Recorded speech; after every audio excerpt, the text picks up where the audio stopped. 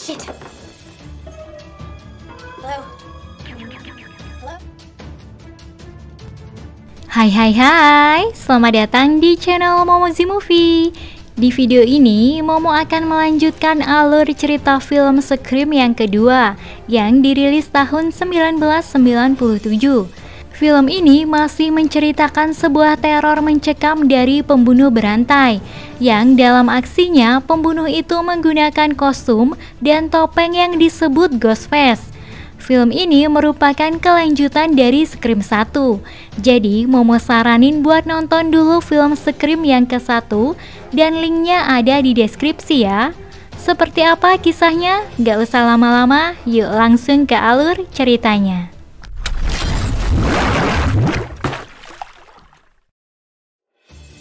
Scene dibuka dengan sepasang kekasih bernama Maureen dan Phil yang akan menonton sebuah film horor berjudul Step. Film Step adalah film yang diadaptasi dari novel yang ditulis oleh Gale. Jika kalian ingat, di film Scream 1, Gale adalah reporter yang ambisius yang selalu mengejar-ngejar Sydney. Film Step menceritakan rentetan kasus pembunuhan di Scream 1. Karena filmnya begitu populer, topeng Ghostface pun dibagikan di dalam bioskop sebagai merchandise. Dan orang-orang yang menonton film Step pun memakai topeng Ghostface di dalam studio. Singkat cerita, di tengah menonton film, Maureen terlihat ketakutan dengan film itu. Lalu dia keluar studio untuk membeli makanan. Saat dia mau kembali ke studio, tiba-tiba Phil mengagetkannya. Kemudian Phil izin pergi ke toilet, sedangkan Maureen kembali ke tempat duduknya. Di toilet, Phil mendengar suara orang bisik-bisik di ruangan sebelahnya. Karena penasaran, Phil pun mendekatkan telinganya ke dinding. Dan hal tak terduga pun terjadi. Phil ditusuk oleh orang yang memakai topeng Ghostface dari balik dinding. Phil pun langsung tewas. Maureen yang di dalam studio didatangi oleh Ghostface. Maureen tidak curiga karena Ghostface memakai pakaian Phil dan hampir semua orang yang menonton juga memakai topeng Ghostface. Tak lama kemudian, Ghostface langsung menusuk Maureen. Tapi karena suasana terlalu ramai dan ricuh, orang-orang di sana tidak ada yang sadar jika sedang terjadi pembunuhan. Karena mereka juga mengira jika Maureen sedang main-main saja. Setelah itu, Maureen langsung menuju ke depan layar dengan berlumuran darah. Disitulah para penonton yang lain baru sadar jika itu bukanlah lelucon. Dan film Scream 2 pun dimulai. Setelah itu, kita langsung diperlihatkan oleh sosok yang sudah kita kenal. Ya, dia adalah Sydney, pemeran utama di film Scream 1. Sydney yang berada di asrama sedang menerima telepon dari orang yang menggunakan suara Ghostface. Karena sudah pengalaman, Sydney tahu jika itu hanya lelucon.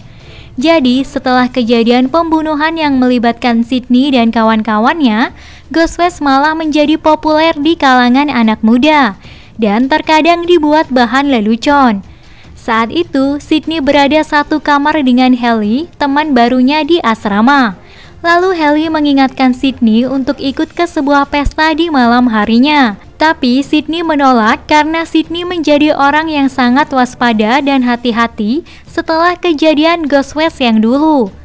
Kemudian berita beralih memberitakan dua mahasiswa yang terbunuh saat pemutaran perdana film Step, yang mana itu adalah Phil dan Maureen. Ternyata mereka berdua adalah mahasiswa dari kampus yang sama dengan Sydney. Sydney yang melihat itu langsung mencari Randy. Randy adalah teman Sydney di kejadian Ghostface pertama. Jadi tak heran sebagai orang yang expert soal film, dia pun masuk ke kelas teori film di kampusnya. Terlihat Randy sedang berada di dalam kelas teori film. Lalu Sydney menemui Randy dan membahas kejadian pembunuhan mahasiswa di sana.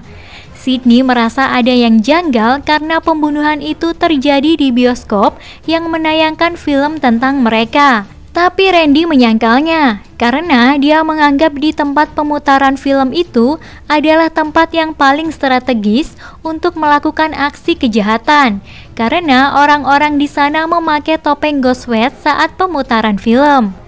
Di saat bersamaan, pacar baru Sydney yang bernama Derek datang. Kemudian mereka pergi menuju konferensi pers yang membahas pembunuhan itu. Sebelum konferensi pers dimulai, Gale terlihat di sana.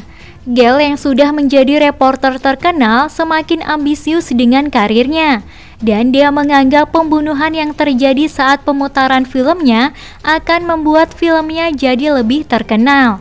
Gale sudah mempunyai kameramen baru bernama Joel.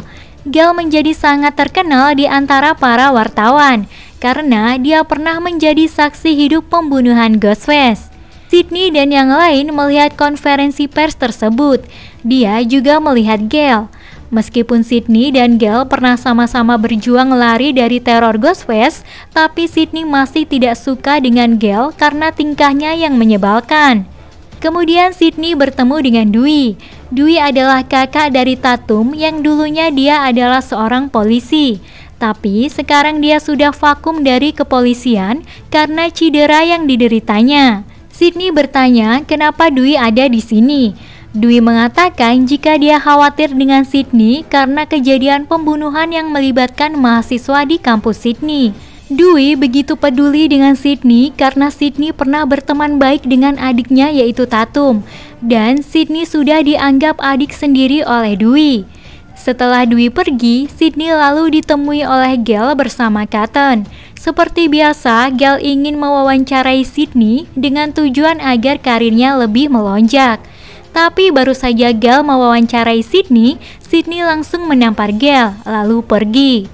Kemudian Gale bertemu dengan Dewey. Dewey pun meminta Gale untuk tidak mengganggu Sydney dan menganggap Gale pantas mendapatkan pukulan dari Sydney karena dia selalu mengganggu hidup Sydney. Dan juga Dewey tidak terima dengan buku yang ditulis oleh Gale karena dalam buku itu Dewey digambarkan sebagai polisi yang tidak berpengalaman. Menurut Dewey, Gale hanya butuh ketenaran dan tidak peduli dengan perasaan orang lain. Pada malam harinya, pesta yang direncanakan pun dimulai. Sydney yang awalnya tidak akan ikut pesta itu, akhirnya ikut karena dipaksa oleh Haley. Di tempat lain, Sissy teman sekelas Randy berada di asrama sendirian. Tak lama kemudian, dia mendapat telepon dari orang tak dikenal. Pasti kalian bisa menebak. Okay, Ted, you sound loaded. What's up? Who's Ted? Sissy pun diteror oleh Ghostface. Sissy mencoba menelpon bagian keamanan kampus tapi tidak ada respon. Dan tiba-tiba, teman seasrama Sissy mengagetkannya. Sissy mengira semua penghuni asrama sudah pergi ke pesta. Temannya pun mengatakan jika sebentar lagi dia juga akan pergi ke pesta itu. Awalnya Sissy diajak namun ia menolak. Tak lama kemudian, Ghostface pun muncul mengejar Sissy, lalu menusuk Sissy dan melemparkannya dari lantai 2. Sementara itu, di dekat TKP pembunuhan, pesta berlangsung dengan meriah. Teman-teman Sydney juga berada di sana. Namun tak lama kemudian, Lois dan Murphy mengatakan jika ada banyak polisi dan wartawan berkumpul di asrama Sissy. Polisi menemukan mayat Sissy yang terjatuh dari lantai 2. Mendengar itu, semua yang ada di pesta langsung menuju ke TKP, sedangkan Sydney dan Derek masih berada di sana, karena Sydney merasa ada yang janggal dengan kejadian itu. Di TKP, Gale kembali bertemu dengan Dewey, lalu kameramen Gale yaitu Joel mengatakan bahwa tidak mau berurusan dengan pembunuhan. Sydney dan Derek yang melihat dari tempat pesta berencana akan pulang. Derek meminta Sydney mengambil jaketnya dan Derek menunggu di luar. Tapi saat Sydney akan keluar, dia mendapat telepon. Tiba-tiba Ghostface muncul dan menutup pintu. Derek yang mendengar teriakan Sydney mencoba membuka pintu. Derek ternyata berpikir jika pintu belakang belum tertutup. Tapi setelah itu Derek malah masuk ke ruangan untuk menghajar Ghostface. Di saat bersamaan, Dewey juga datang dan mengecek keadaan dalam ruangan dan menemukan Derek sudah terluka di tangannya. Di situ Sydney merasa tertekan kembali karena dia mulai diincar lagi oleh Ghostface, yang secara otomatis itu akan melibatkan teman-temannya juga. Derek pun dibawa ke rumah sakit dan dia diinterogasi oleh polisi. Sedangkan Sydney menunggu di luar ruangan ditemani Mickey yang sudah diinterogasi sebelumnya. Mickey pun mencoba menenangkan Sydney yang merasa tertekan. Mickey mengatakan jika seharusnya Derek tak perlu jadi sok pahlawan. Tapi bukannya tenang, mendengar itu Sydney justru curiga dengan Derek karena Billy pacar Sydney yang dulu juga melakukan hal yang sama saat teror Ghostface muncul. Keesokan harinya di kantor polisi, para wartawan berkumpul dan Jal juga ada di sana. Saat itu, sheriff menuliskan nama-nama korban, yaitu Phil Stephen, Maureen Even, dan Sissy Cooper, yang mana nama asli Sissy adalah Cassie Cooper. Sissy adalah inisialnya saja. Jika kita masih ingat, Cassie adalah nama korban pertama Ghostface di Scream 1, sedangkan Stephen adalah nama pacar Cassie, dan Maureen adalah nama ibunya Sydney. Jika ditelaah, nama-nama korban yang baru saja terbunuh mengandung nama yang sama dengan korban pembunuhan Ghostface sebelumnya. Dan akhirnya mereka pun menyimpulkan jika Ghostface baru ini meniru Ghostface yang lama dalam melakukan pembunuhan. Scene berpindah ke Sydney dan Derek, dan mereka berdua diikuti oleh dua polisi. Ini dilakukan oleh pihak kepolisian untuk menjaga Sydney dari bahaya. Sydney meminta kepada Derek untuk jaga jarak dengannya. Di satu sisi itu untuk keselamatan Derek sendiri, tapi di sisi lain Sydney juga menaruh curiga dengan Derek karena rasa traumanya dulu yang pernah berpacaran dengan orang di balik topeng Ghostface, yaitu Billy. Sydney dan Derek selalu makan siang bersama. Di depan semua orang, Derek memberikan sebuah kalung ke Sydney. Keesokan harinya, Randy yang sedang berada di kampus ditelepon oleh Ghostface. Sepertinya dia diawasi oleh Ghostface. Randy yang sendirian pun langsung ditarik oleh Ghostface ke dalam mobil. Gale dan Dewey pun sadar bahwa Randy menghilang. Mereka pun mendatangi mobil itu dan melihat Randy sudah tewas. Sydney yang berada di perpustakaan mendapat pesan teror dari Ghostface. Kemudian, dua polisi yang menjaga Sydney langsung bergerak dan mengecek semua ruangan. Tak lama, Sydney ditarik oleh Cotton. Dia mengajak Sydney untuk berbicara. Cotton mengatakan jika seharusnya dia bisa punya popularitas dan uang jika Sydney mau diajak wawancara oleh Gale waktu itu. Tapi karena Cotton terlalu kasar, Sydney pun ketakutan dan akhirnya Cotton ditangkap. Di kantor polisi, Cotton diinterogasi, tapi karena dia hanya ingin berbicara dengan Sydney, dia pun dilepaskan. Di luar kantor polisi, para wartawan langsung menyerbu Cotton untuk wawancara. Para wartawan lebih memilih Cotton daripada Gale untuk diwawancara, dan itu membuat Cotton senang. Tak lama kemudian, Joel kameramennya datang dan mengatakan jika dia berhenti dari pekerjaannya dan memberikan tas yang berisi rekamannya selama ini. Lalu Dewey datang. Dewey pun bertanya isi dalam tas yang ditinggalkan oleh Joel. Gale mengatakan itu hanya rekaman dirinya saat di tempat kejadian lalu. Tak berselang lama, Gale baru sadar sesuatu. Gale berpikir jika pembunuhnya tahu secara persis gerak-gerik mereka, mungkin pembunuh itu juga terekam dalam video. Mereka berdua pun menuju kampus untuk melihat isi video itu. Saat mereka melihat isi video itu, Gale menyadari jika ada sebuah rekaman yang seharusnya tidak dari kameramennya. Di saat bersamaan, Ghostface terlihat di sana. Kemudian Dewey mencoba mengejar Ghostface. Tapi saat mereka berdua berjauhan, Ghostface langsung menyerang Gale. Gale berhasil kabur. Karena mereka terpisah, Dewey pun mencari Gale. Dan akhirnya mereka bertemu, tapi ternyata terpisah oleh kaca. Gale berada di ruangan studio kampus dan menguncinya, sedangkan Dewey ada di luar. Tak lama kemudian, Ghostface muncul dan menusuk Dewey. Ghostface mencoba menggedor kaca studio.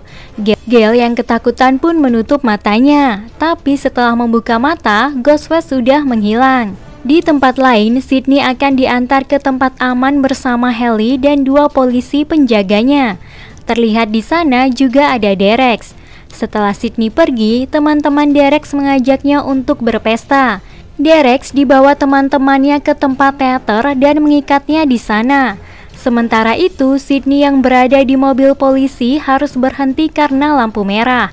Ketika mereka berhenti, tiba-tiba Ghostface muncul. Ghostface berhasil membunuh salah satu polisi itu dengan mudah. Kemudian Ghostface berhasil membawa mobil polisi itu, di mana polisi satunya masih mencoba menyelamatkan Sydney. Tapi Ghostface menabrakkan mobil itu hingga polisi itu tewas, dan Ghostface pun pingsan.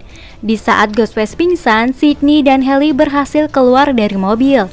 Saat mereka sedang berlari dan menjauh, Sydney malah kembali ke mobil itu karena ingin membuka topeng Ghostface dan ingin tahu siapa di balik topeng itu. Saat Sydney kembali ke mobil, ternyata Ghostface sudah tidak ada. Ghostface tiba-tiba ada di belakang Haley dan dengan mudah Haley ditusuk dari belakang. Ghostface pun mengejar Sydney, lalu keluar dari ruangan. Ketika dia keluar, dia bertemu dengan Cotton yang berlumuran darah. Cotton yang kaget mengatakan bahwa dia melihat Dewey yang terkapar tak berdaya dan mencoba menolongnya. Tapi Gale tidak percaya dengan itu dan langsung lari keluar kampus. Di luar, dia bertemu dengan Debbie.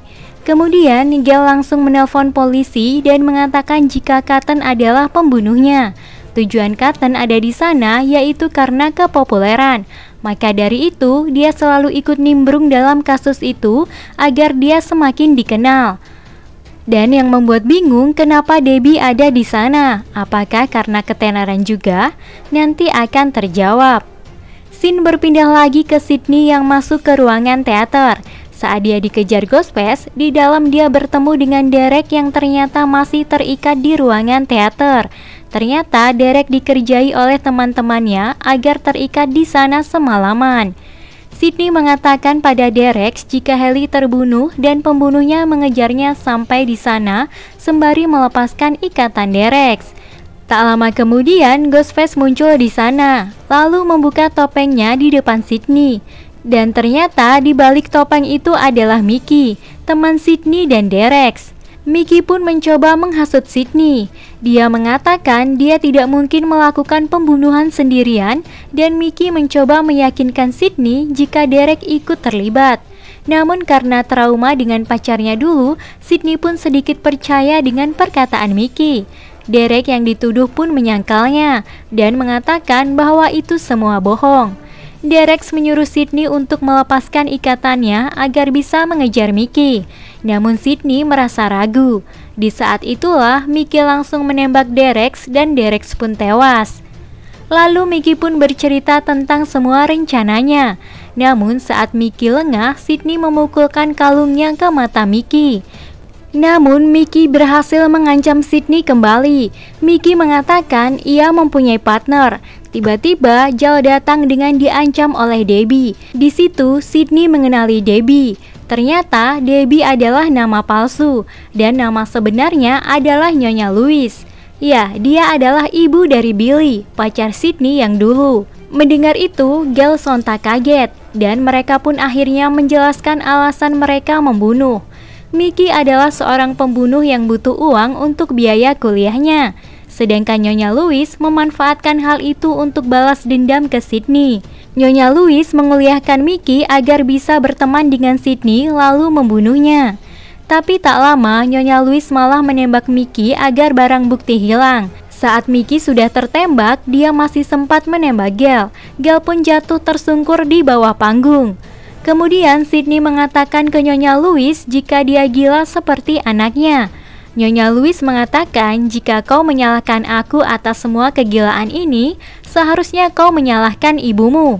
Ibumu sudah menjadi pelakor dan menghancurkan keluargaku. Jadi apa salahnya jika anakku membalaskan dendam rasa sakit hati ibunya? Sydney mencoba mengelabui Nyonya Louise dan berhasil mendaratkan botol ke Nyonya Louise.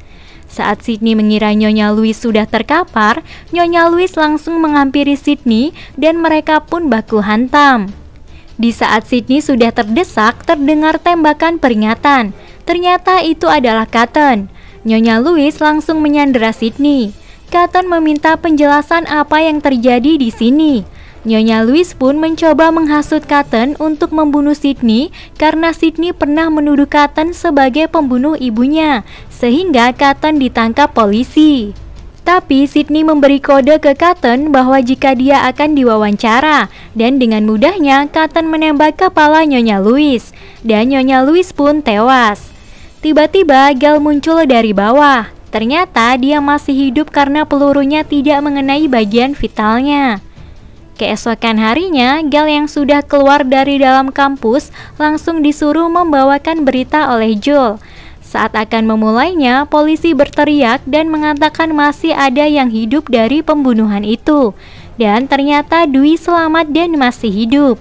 Ternyata tusukan pisau Ghostface hanya mengenai luka lama Dewey, sehingga dia masih bisa selamat. Kemudian, para wartawan seperti biasa ingin mewawancarai Sydney atas kejadian itu. Tapi Sydney langsung menunjuk Cotton karena dia adalah pahlawannya. Dan dengan begitu, keinginan Cotton untuk menjadi pusat perhatian pun terkabul. Dan film pun tamat. Nah, itu tadi alur cerita film Scream 2. Jangan lupa like, subscribe, dan nyalakan lonceng notifikasinya. Terima kasih and see you, bye-bye.